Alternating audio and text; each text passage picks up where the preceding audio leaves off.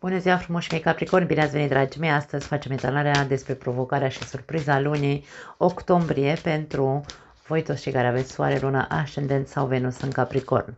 Nu uitați să vedeți etalarea unde voi aveți, bineînțeles, ascendentul, luna sau Venus, pentru a completa cât mai bine toate aceste informații. Începem cu provocarea, să vedem care este ea, cu ce vine acompaniată și cum putem să ajutăm să treceți cu bine peste ea. Hai să vedem. Provocarea lunii octombrie pentru Capricornii mei frumoși.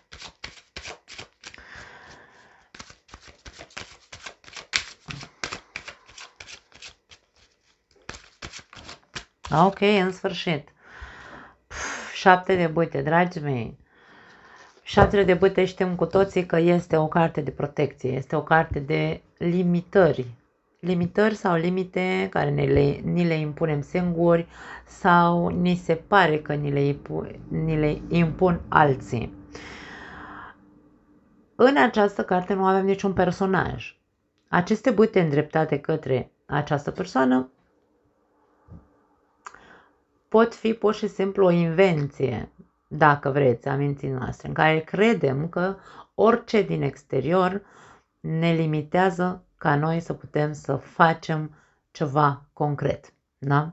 Atenție la acest aspect. Este o provocare pentru tine să vezi care sunt limitările sau care crezi că sunt limitările din exteriorul tău care nu te lasă să ajungi probabil acolo unde îți dorești.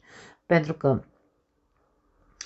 după 7 de bâte este 8-ul de bâte care ne arată o țintă în sus. Tu vrei să ajungi undeva, vrei să fie lucrurile mai fluide în viața ta, dar aici ceva te constrânge sau tu te constrângi singur.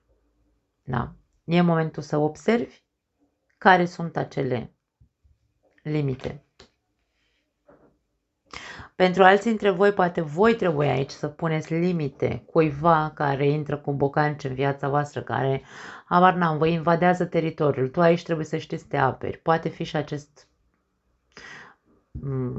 această interpretare poate fi valabilă, da? Pentru alții dintre voi. Depinde de la caz, depinde de aria vieții în care voi vă simțiți aici constrânși. Hai să vedem cu ce vine acompaniată. Ok, o carte a vrut să sară. Soarele, ia uite. Foarte, foarte frumos. Mine spun că e foarte pozitiv aici pentru voi. 6 de monede.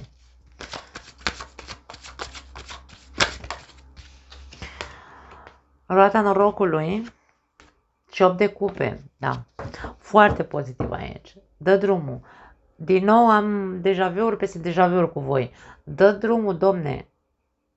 Ce ții acolo în tine? Ce ții în tine sau ce ții pentru tine? Ca și cum nu vreau să știe nimeni ce e în sufletul meu, nu vreau să ies din zona mea de confort, nu vreau să renunț la ceea ce eu consider că e prețios pentru mine.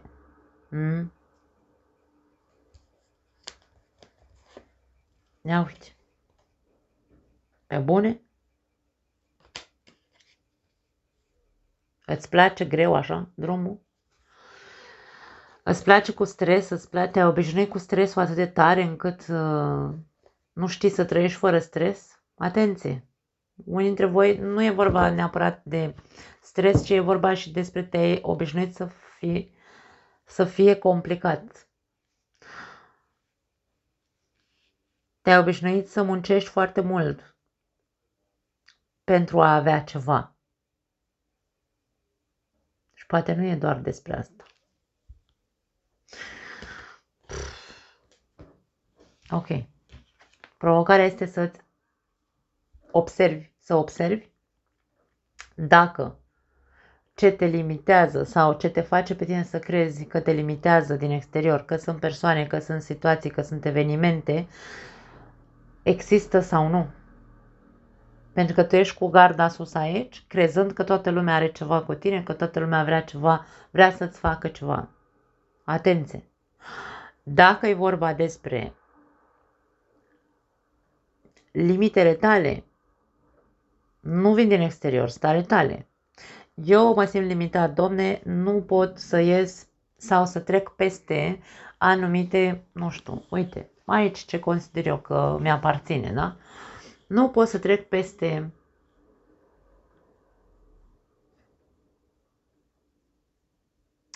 modul în care gândesc, modul în care simt, modul în care cred că trebuie să făcute lucrurile. Poate fi o mare, mare, mare limitare să putem să trecem la un alt nivel. Dacă e vorba despre a te apăra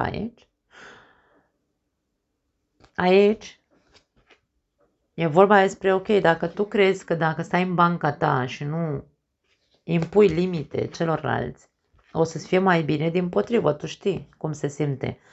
Cu cât mai mult stai în banca ta și nu îți impui și tu punctul de vedere și spui, domne, până aici îți dau voie să te bagi în viața mea, ea ți ajunge, da? Cam asta trebuie să fie atitudinea dacă vorbim despre așa ceva. De ce să stai tu să trăiești în stres aici doar pentru că vrei să fii în banca ta împăciuitor? Nu! Aici e momentul să iei băta în mână, metaforic vorbind, dar nu începe să o dai în stânga și în dreapta și e vorba să începi să le pui, să începi să spui nu, gata, ajunge cu prostiile. Aici este această carte, această provocare pentru voi vine cu eliberare, vine cu echilibru, vine cu fericire, vine cu ieșirea din roată, renunțarea la tot ceea ce până acum m-a limitat și am rămas aici într-un mare cerc de destin, chipurile. Da? Vei învăța dacă reușești, bineînțeles că de aia e o provocare, când e o provocare nu e ușor. Nu e ușor. Nu e ușor să punem limite celor cu care cândva am fost fericiți, cu care a sunat așa cacofonie, cândva au fost prietenii noștri sau de ce nu familie, cândva am avut relații extraordinar de frumoase, echilibrate, da. Dar nu se mai poate, domne, aici. Care-i treaba? Undeva, cumva, ceva s-a stricat. Cumva aici a existat o roată, un ciclu, o ciclicitate. Între, ok, o perioadă merge bine relația sau, mă rog, relația care o fie și dintr-o dată, hop, se întâmplă ceva, da? Se întâmplă ceva și nu mai funcționează. Ce trebuie să facem? Uite ce frumoasă e cartea asta. Când simțim și vedem că ne învârtim în cer, că, domne, nu mai este reciprocitate, nu mai este egalitate, nu mai este respect, nu mai există iubire, nu mai există, habar n-am, satisfacție, nu mai există egalitate, după cum am zis aici, e vorba despre egalitate. Egalitate, fraternitate, nu are importanță despre ce tipuri de relație vorbim, atenție, da? Și simțim că dintr-o dată trebuie să iau atitudine, nu să mă adaptez și să mă readaptez la relația respectivă, ci trebuie să iau atitudine, să pun piciorul în prag și să zic stop, eu am plecat de aici. Nu-mi plac cercurile interminabile sau nu-mi plac evenimentele repetitive în viața mea, da? Cu toate că poate, de ce nu, este foarte complicat să dăm drumul unor persoane cu care cândva am fost ok. Dacă vorbim despre cealaltă variantă în care tu simți că din exterior vine totul și te limitează, nu poți să te miști, nu poți să ajungi la ceea ce tu, obiectivul pe care tu l-ai în această perioadă,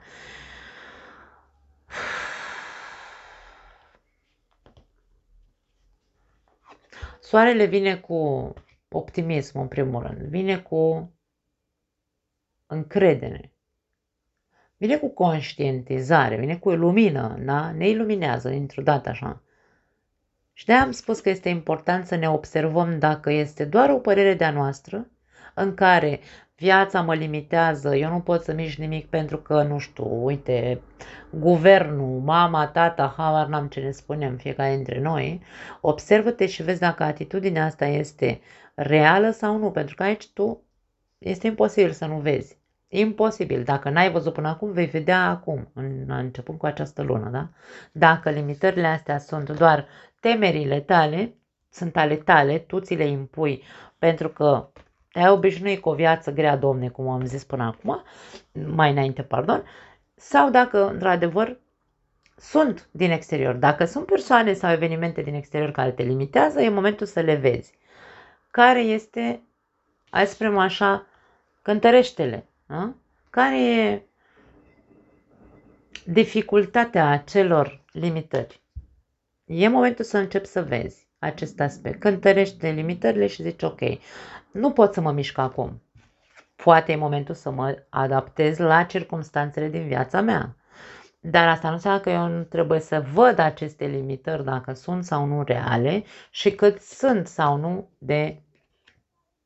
cât de mult cântăresc pe pozitiv sau pe negativ. Și cât de mult stă și în mâna mea ca eu să pot să mă adaptez situației respective și să nu uit totuși că eu trebuie să ajung la ceea ce îmi doresc. Pentru că 8 de cupe se duce către 9 de cupe. 9 de cupe, cartea satisfacției sau a împlinirii dorințelor, dacă vreți, da? Despre asta e vorba aici. Nu te închide și rămâne acolo ca și cum, da, domne, ei, domne, că trăiesc și vin așa cu, nu știu câte am avut în cărca mea în ultima perioadă, a fost complicată, normal că mă simt așa și eu frânat și normal că, na, normal că nu mi-e ușor să cred că voi putea depăși repede perioada asta.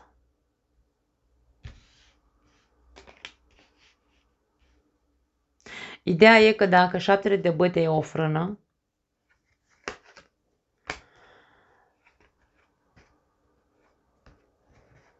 ești provocat să nu te mai lași frânat indiferent de circunstanțe. Da, dacă e o perioadă în care tu doar trebuie să mergi cu valul, pentru că asta e, mergi o perioadă cu valul. Dar nu uita că aici tu trebuie să mergi către ceea ce tu îți dorești.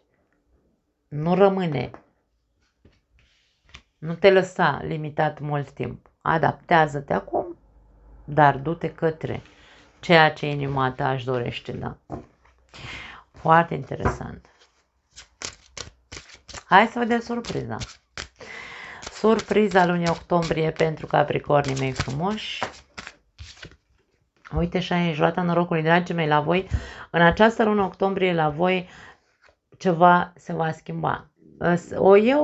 Poate o răsturnare de situație, vreau să zic. Poate fi în mintea ta această răsturnare de situație. În sfârșit să vezi de cât timp ești într-o anumită roată, îmi vine să zic.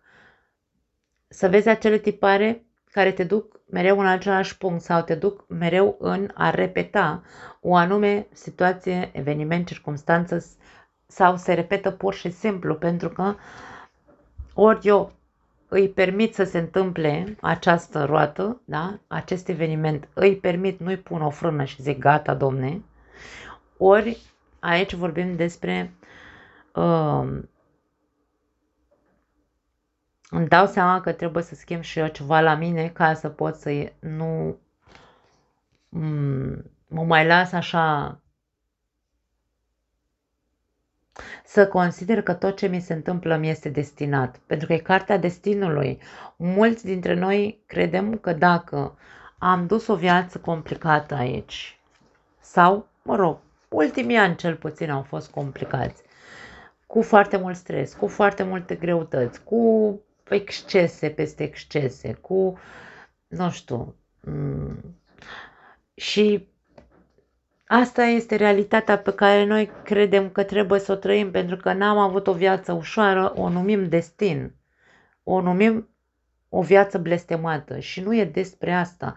Roata norocului este o carte fluidă, adaptabilă, care vine și cu bune și cu rele. Vine și zice, Doamne, da, ok, viața asta e plină cu de toate, dar trebuie să știi să mergi cu...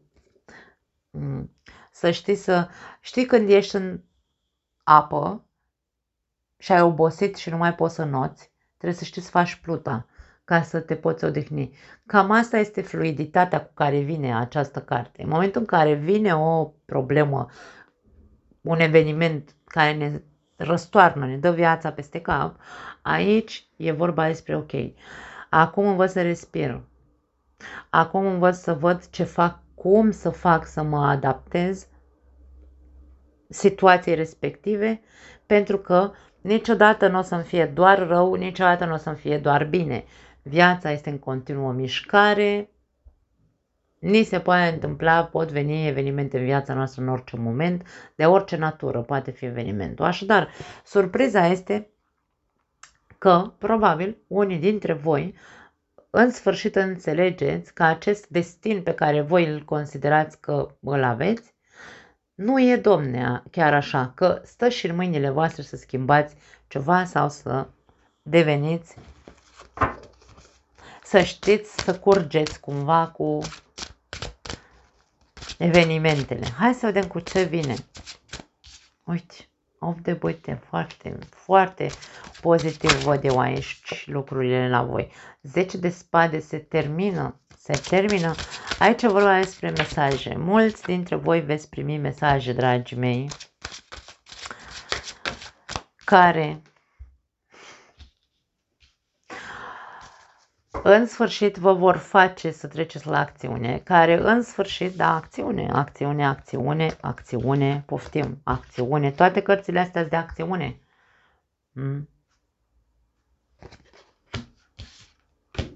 Ia uite ce frumos, acțiune, mai multă acțiune.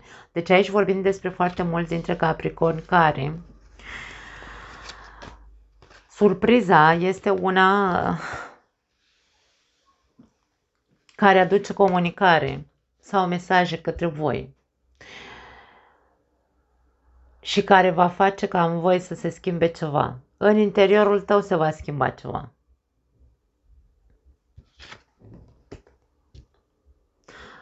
Ceva care are legătură cu un anume, după cum am zis mai în toate în ultimile etalări în care am vorbit despre voi, am văzut această buclă.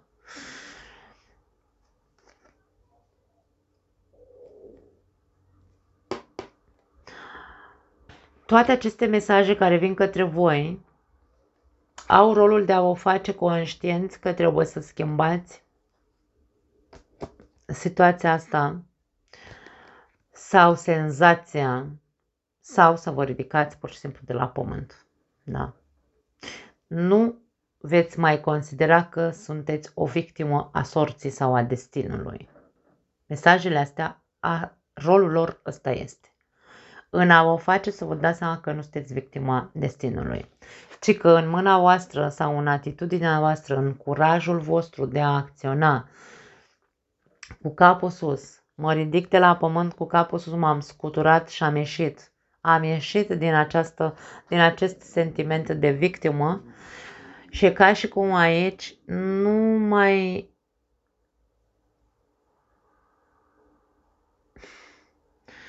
nu mă convins, da? Nu mă mai complac în aceeași situație în care m-am complăcut foarte mult timp. Pentru că aici este vorba despre un blocaj mental în care ai stat în ultimii ani, de ce nu, pentru unii dintre voi. Un blocaj mental fixat pe negativ. Și aici când acțiunea noastră este gata, domne, de data asta, pentru că tot vin către mine mesaje din toate părțile, de pe internet, din străinătate, din cărți, din, Doamne, tu știi de unde tot vin mesaje către tine, de aici, de pe YouTube, care toate mesajele vin să-mi spună că eu trebuie să rup acest tipar de gândire pe negativ, crezând că trăiesc un destin dezastruos. Da? Și de-aia vedem aici cum începe un nou capitol Capricorn. Un nou capitol al gândirii mă refer. Începe să fie mai îndrăzneță, începe să fie mai cu tupeu, începe să fie mult mai inteligent în acțiunile lui de acum înainte. Învață să fie și el egoist, învață să fie încrezător, mândru de persoana care este. Da, deci aici vorbim despre o schimbare surprinzătoare înăuntrul tău în urma unor mesaje care vin către tine. Nu pot strica altceva. Pot fi și conversații, de ce nu? Poate unii dintre voi, de ce nu? Nu am aici niciun eveniment, nicio carte care să-mi spună că a existat terapie. Dacă faceți terapie, jos pălăria aici, conversațiile care le ai sau le-ai avut cu alte persoane despre această poveste de destin sau despre destin în general. Poate ai avut conversații sau de ce nu vei avea acum conversații sau tu vei căuta informații despre Doamne, există sau nu destinul. Și de acolo, în capul tău, se face un click, în tine se face un mare click în care te vei umple de curaj și vei începe să acționezi către a ieși din buclă și către a te ridica și, bineînțeles, aici cu mândria de rigoare. Vei fi foarte mândru de tine și probabil că și ceilalți vor fi mândri de tine. Cam asta e ideea la ce văd aici. Foarte frumoasă e talera voastră. Nu am altceva, dragii mei. Vă pup. Vă iubesc tare, tare, tare. Ne vedem data viitoare. Ciao.